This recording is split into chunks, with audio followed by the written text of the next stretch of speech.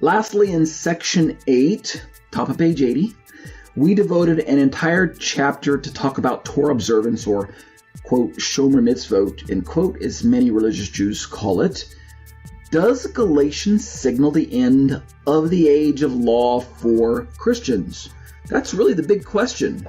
As many people study the book of Galatians, it is a natural question to ask when you read the book and when you embark on a study of the book.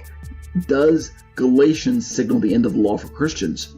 Did the Apostle Paul preach the end of the law? In my opinion, the short answers are no and no, right? It's plain and simple. Paul did not preach the end of the law, and Galatians does not signal the end of the age of law for Christians. There's no dispensational switching off going on here. Paul not only did Torah, but he also taught others to do the Torah. For instance, the fact that Paul did Torah and also taught others to do the Torah, these facts that I'm mentioning can easily be observed by James' instructions to Paul in Acts 21:24. Let me just pull a brief quote from there. Quote, "Thus all will know that there's nothing in what they have been told about you, but that you yourself also live in observance of the law," end quote. Now, if you remember, James, as I say in my commentary, was addressing this specific rumor among the Judean Jews concerning Paul. And what was that rumor? Let's read again from the Acts 21 passage. Quote, "That you, Paul, teach all the Jews who are among the Gentiles to forsake Moses, telling them not to circumcise their children or walk according to the customs," end quote. That was the rumor. That was the rumor. And what did James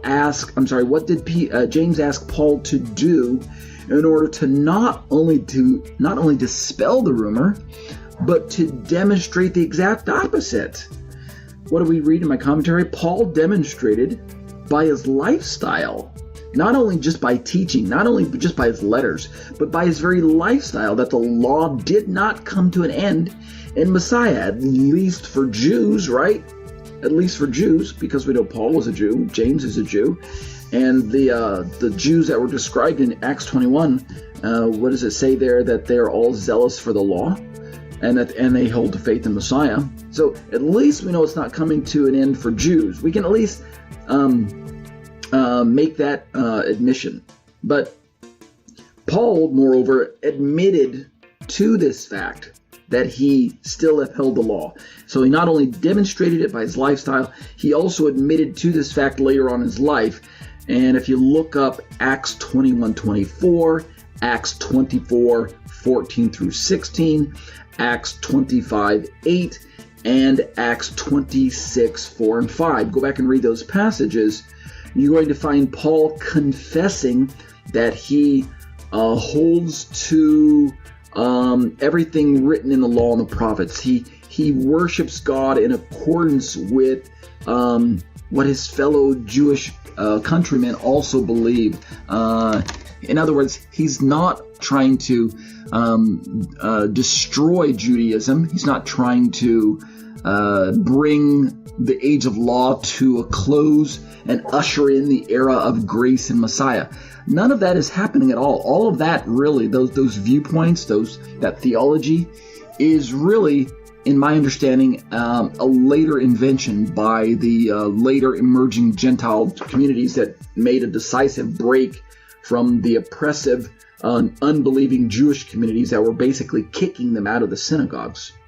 So let's keep reading. If you also carefully look at James' instructions to Paul, notice also James doesn't add any supposed quote-unquote three-part breakdown to the law. We've heard this before, the moral, the ceremonial, the civil, right? James doesn't say, you also live in observance of the moral law, but you've taken a break from the civil and the ceremonial. James doesn't mention any three-part breakdown to the law. He just says law, right? And I think that this is telling. This is only one place that we see this, but I think this would indicate that these three designations are probably unsanctioned man-made distinctions, and as such, I think they're confusing and unnecessary.